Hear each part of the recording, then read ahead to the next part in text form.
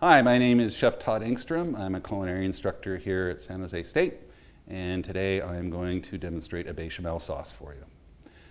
Bechamel sauce is milk thickened with a roux. A roux is equal parts fat and flour. Typically, the fat that is used for bechamel is butter.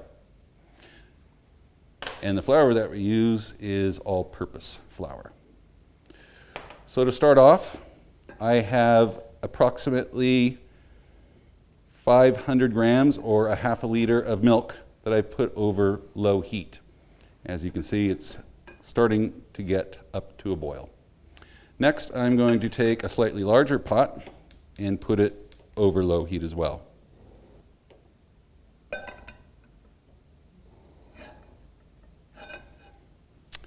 Into that pot goes equal parts butter and flour.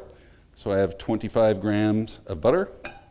I'm going to put that into the pot, and I'm going to get that melted down. You want to make sure that you do not have the heat up too high, or you will burn the butter solids, and you don't want that. You just want the butter to be fully melted.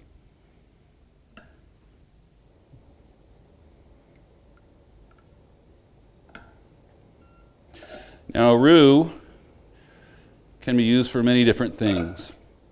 Primarily, it's used as a thickening agent, but it also can provide substantial flavor.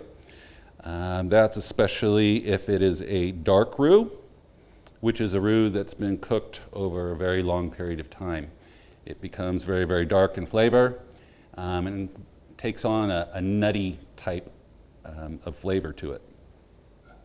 A lot of those dark roux are used in Cajun or Creole cooking for things like gumbo or jambalaya or things like that. You can see my butter has been fully melted here. I'm going to add in my 25 grams of all-purpose flour. And you want to whisk that very briefly to get the butter and flour incorporated together. It's very important not to whisk overly aggressively because your whisk is made of a metal that's stronger than your pot, and you end up incorporating some of the metal in the pot into your roux. So as you can see, it's nice and incorporated, and we are going to just briefly cook this.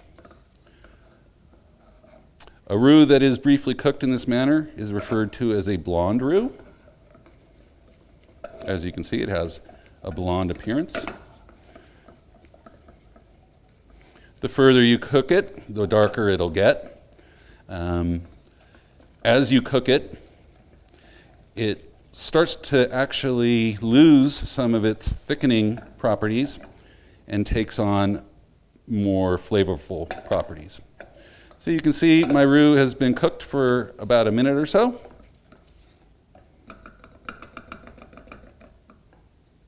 And I'm going to add in now my hot milk.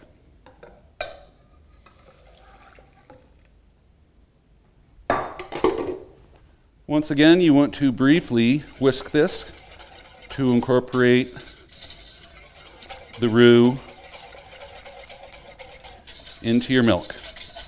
Once it's been incorporated, stop using the whisk.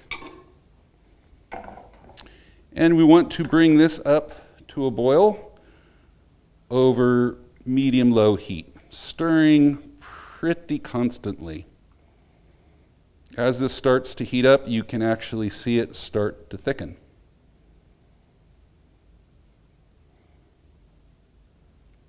You want to bring your bechamel to a full boil.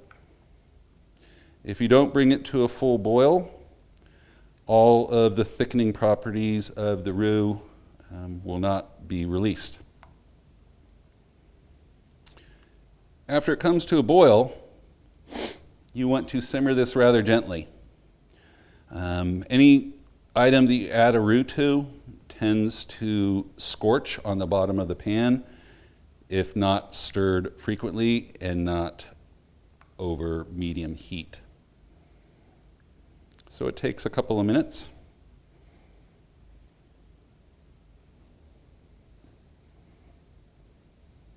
It is important, once it comes to a boil, to simmer it for several minutes in order to cook out the flour taste or the roux taste.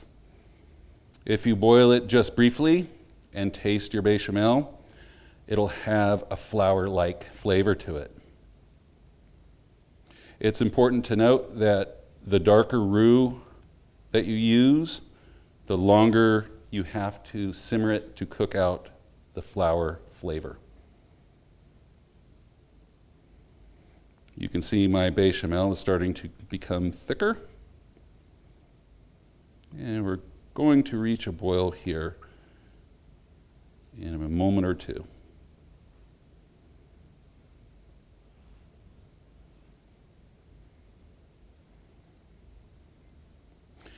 Now, after our bechamel is complete, you can use it in a variety of different sauces or soups or things like that.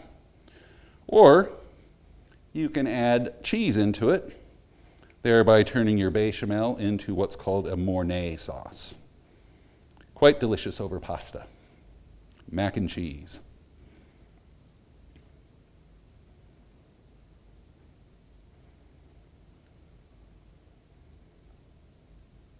We're about to reach a boil now.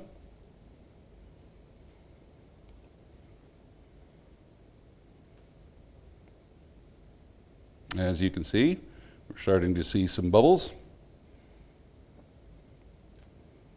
And we're coming up to a boil. And we have a nice, smooth, thicker consistency.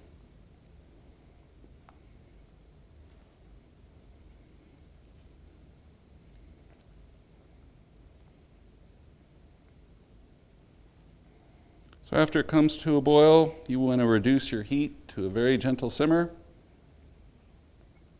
and simmer it for about 2 to 3 minutes.